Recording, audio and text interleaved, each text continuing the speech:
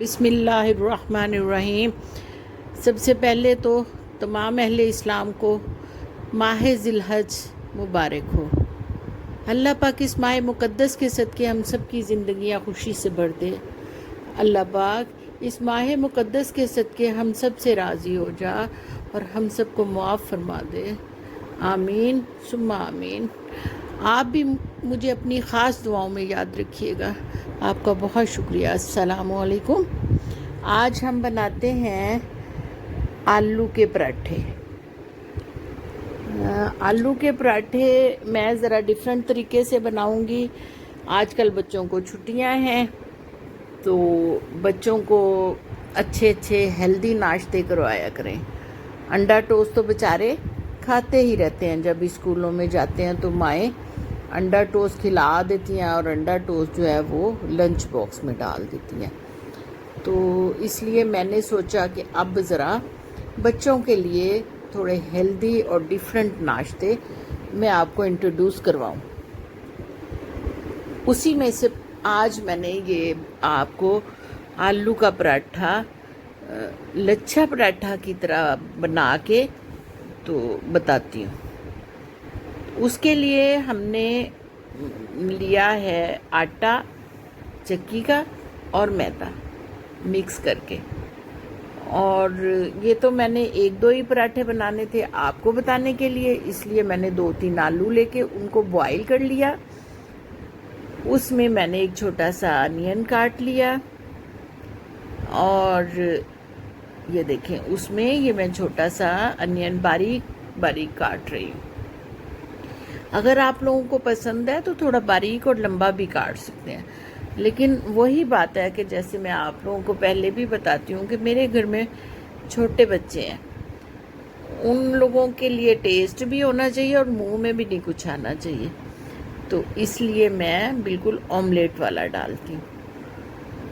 तो डिपेंड करता है, अगर आप लोगों को पसंद है लंबा बड़ा वैसा भी डाल लें, उससे पराठे की सेहत पे कोई असर नहीं होता।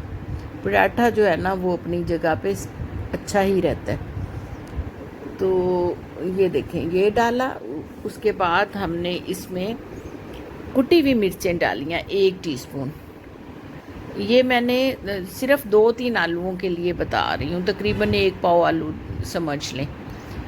ये आपको जितना नमक पसंद हो, वैसे मैंने 1/2 टीस्पून डाला है। थोड़ा सा जो है वो 1/2 टीस्पून के बराबर ही मैंने सब्ज़ मिर्चें पिसी हुई डाली हैं, ये जो मैंने फ्रीज़ की होती हैं। तो ये डाल के जी उसके बाद 1 टीस्पून मैंने डाला है जी इसमें चाट मसाला। चाट मसाले से जो इसका फ्लेवर निकलता है ना, आप खा के देखें, मज़ा आ जाएगा। उसके बाद ये मैंने भुना हुआ ज़ीरा 1/2 टीस्पून ये डाला है और 1 टीस्पून मैंने डाला है इसमें वो खुश्क धनिया। लेकिन खुश्क धनिए को आपने पहले अपनी हथेली पे डाल के हल्का सा मसल के फिर आपने डालना है, ताकि एक तो वो टूट जाता है, दूसरा उसकी खुशबू बड़ी अच्छी निकल आती है। उसके बाद हमने इसमें डालना है सब्ज़ धनिया, वो भी फ्रेश डालें तो उसका टेस्ट ज़रा डिफरेंट होता है। बस यही चीज़ें मैं इसमें डालती हूँ।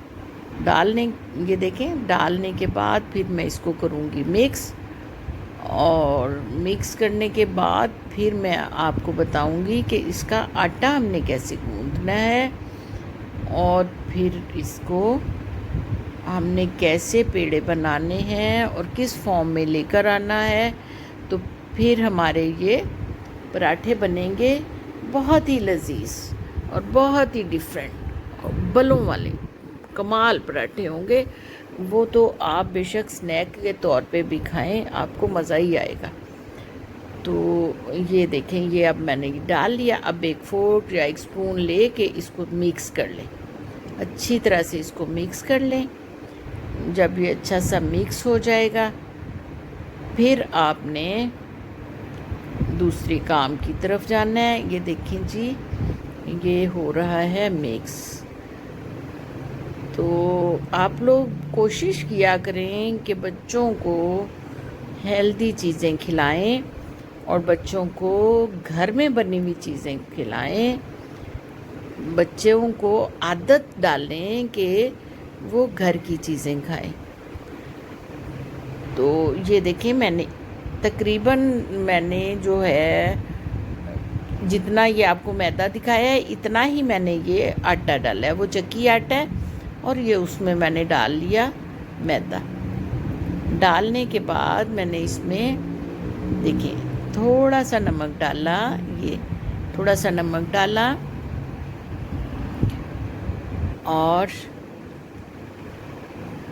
थोड़ा सा डालूंगी मैं इसमें घी। ये आम जो है वो बनास्पति घी है, कोई स्पेशल घी नहीं है, ये देसी घी नहीं है। आप लोग देसी घी में भी बना सकते हैं। तो ये देखें ये डाला। इसको हम दूध से भी गूंद सकते हैं, लेकिन मैंने उस दिन पानी से गूंद लिया। तो अगर दूध से गूंद लें तो ये और भी हेल्दी हो जाता है, लेकिन मैंने इसको पानी से ही गूंदा। ये तकरीबन 1.5 कप के करीब आटा और मैदा मिला के हुआ था और उसके लिए 1 कप पानी इनफ होता है। आम नॉर्मल वाटर है, ना ठंडा है ना गर्म है, आम नॉर्मल वाटर। इससे गूंद के तो फिर आगे मैं आपको बताऊंगी कि इसको हमने क्या करना है।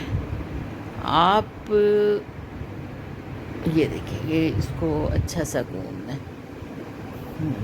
हाँ, मैं आपको ये कह रही थी कि अपने बच्चों को अपना आदी बनाएं, घर की चीज़ों का आदी बनाएं, अपने हाथ की चीज़ों का आदी बनाएं। मैं आपको एक वाक़या सुनाऊं तो आप हंसेंगे, लेकिन बात ये है कि अब बात तो मैंने आपसे करनी है, शेयर तो करूँगी आपसे बात, और मैं किससे करूँगी, आप मेरी फैमिली हैं। तो एक दफ़ा मेरे बच्चे छोटे थे तो मैं इसी तरह अपने घर में हर चीज़ उनको बना के देती थी खुद से। बाज़ार से मैं बेकरी की चीज़ें भी नहीं लाती थी, बहुत कम, तो सब्ज़ी फल के अलावा। एक दफ़ा सीज़न भी नहीं था और मेरा बेटा भी छोटा सा था, तो उसने बड़ी ज़िद की, बड़ा ही रोया, समझ ना आए कि वो क्या कह रहा है। तो आखिर माँ ही होती है कि जो बच्चों को बहला फुसला के तो फिर उनसे पूछती है और वो बताते हैं बेचारे। तो बड़ी देर रोने के बाद फिर मुझे कहता है कि अम्मी मैं इसलिए रो रहा हूँ कि मेरा ग्रेप्स खाने को दिल करता है। तो मैंने कहा कि बेटे ग्रेप्स का तो सीज़न नहीं है, जैसे ही ग्रेप्स का सीज़न आएगा तो मैं आपको ग्रेप्स ला दूँगी। कहते ये क्या बात हुई, मैंने बाहर के ग्रेप्स नहीं खाने, मुझे आप खुद बना के दें। आप ग्रेप्स बनाए ना। तो मतलब बच्चों को जब आदत हो जाती है, मेरा कहने का ये मतलब है, तो बच्चों को फिर ये चीज़ की वो रहता ही नहीं है। उनको यही होता है कि माँ अब अंगूर आम भी घर में ही हमें बना दे, जब दिल करे हम फरमाइश करें और जो है हमें हर चीज़ हाजिर हो जाए। तो इसी तरह मेरी बच्चियों, मैं आप लोगों को भी ये बताना चाहती हूँ कि कोशिश किया करें कि अपने बच्चों को अपने हाथ से बना के हर चीज़ खिलाया करें। एक तो बेटा सफाई सुथराई इन चीज़ों का, दूसरा आप लोगों को पता होता है कि आपने क्या चीज़ बनाई है। ये देखिए अब मैंने एक बड़े साइज़ का पेड़ा लिया है, काफ़ी बड़े साइज़ का पेड़ा लिया है कि इससे आप 2 से 3 पराठे बना सकते हैं। ठीक है, ये मैंने पेड़ा लिया और उसके बाद मैंने इसके ऊपर लगाया घी। ठीक है, इसके ऊपर घी लगाने के बाद मैंने इसको रोल कर लेना है। ये देखें, अब ये इसके ऊपर लगाऊंगी, ये देखें इसके ऊपर लगाऊंगी घी। घी हाथ से लगा लें, ब्रश से लगा लें, उससे कोई फ़र्क नहीं पड़ता। मैं तो जिस कंडीशन में हूँ तो मुझे तो लगता है कि अपने हाथ इस्तेमाल करें, अपने पाँव इस्तेमाल करें, अगले लम्हे का पता नहीं है। आपकी बॉडी ही आपकी सबसे बड़ी जो है ना वो सपोर्टर है, तो इसको इस्तेमाल करना चाहिए। जी, पहले आप लगाएं घी, उसके बाद आप डालें हल्का सा खुश्का और फिर आप इसको रोल कर लें। जब ये रोल हो जाए तो अब आप पे डिपेंड करता है कि आपने बड़े साइज़ के पराठे बनाने हैं या मीडियम साइज़ के। अगर मीडियम साइज़ के पराठे बनाने हैं तो फिर आप इनको किनारों से थोड़ा छोड़ दें। ये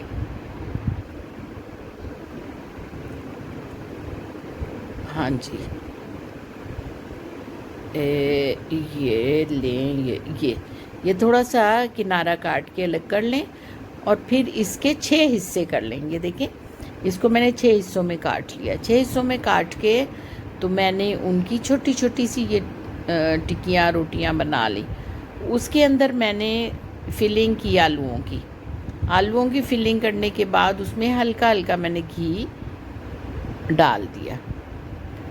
तो उसके बाद जो ऊपर वाली जो उसका दूसरा पार्ट था वो उसको उसके ऊपर रख के फिर टर्न बाय टर्न हमने इनको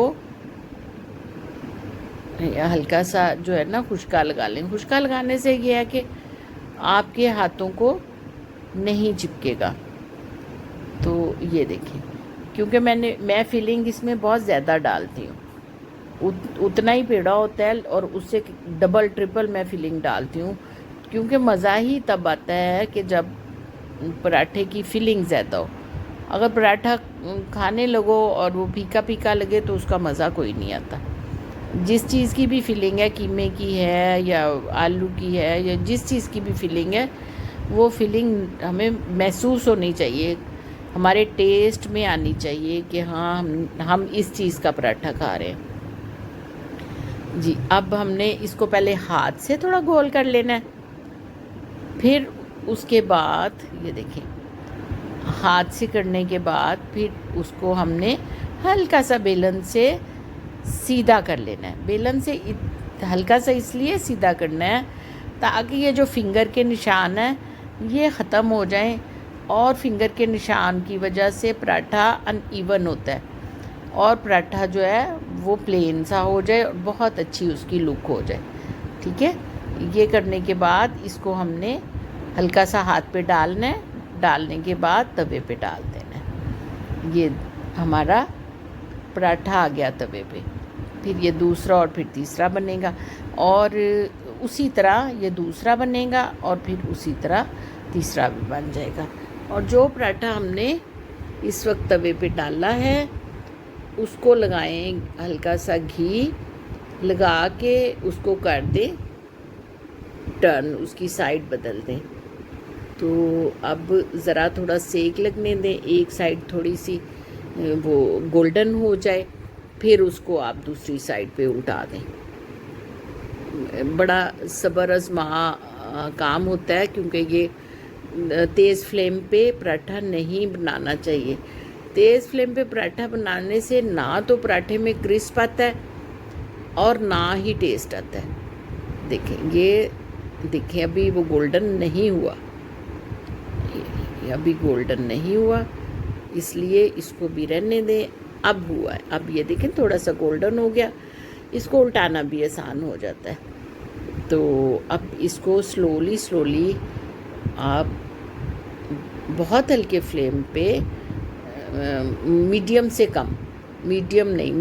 भी कम फ्लेम पे इसको सेक लें। बस तवा एक दफ़ा गरम कर लें तेज़ फ्लेम पे, लेकिन उसके बाद इसको मीडियम से भी कम फ्लेम पे हल्की आंच पे इसको सेक लें। और तेल लगाएं, एक तरफ घी लगाएं या तेल लगाएं, लेकिन पराठा तो बेसिकली घी से ही अच्छा बनता है, वो देसी घी हो या डालडा हो। लेकिन आप तेल से बनाना चाहें तो तेल से भी बना सकते हैं। फिर इसको बेशक अपनी हाथ की मदद से या उस चम्मच की मदद से, जिस तरह भी आप इसको गोल गोल घुमाएं, उसके घुमाने से ये होता है कि इसके किनारे भी क्रिस्पी हो जाते हैं, अच्छी तरह से सिक जाता है। ये देखें काफ़ी बेहतर हो गया। तो अब हमने इसको इसी तरह सेकना है।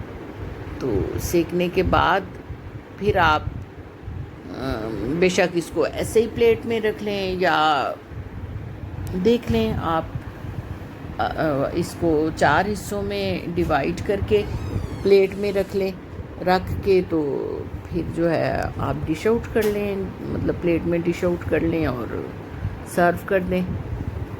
ये तो डिपेंड करता है कि आपके घर वाले किस तरह पसंद करते हैं। तो मेरे घर वाले जो हैं वो थोड़े नखरे वाले हैं, तो इसलिए मुझे तो फिर वो पूरा प्रोटोकॉल करना पड़ता है। ये देखें, ये वन साइड पे और ये सेकंड साइड से इसको करके तो फिर मैं इसे निकाल के तो डिश आउट करूँगी। तो फिर आप देख लीजिएगा और मुझे रखिएगा दुआओं में शामिल, और मेरे चैनल को लाइक कीजिएगा, सब्सक्राइब कीजिएगा और पराठा बनाएं और खाएं और दुआओं में भी शामिल रखें, और अल्लाह मियाँ आप लोगों को भी खुश व खुर्रम रखे। तो ये बच्चों को खिलाएं, बच्चे बहुत खुश होंगे खा के।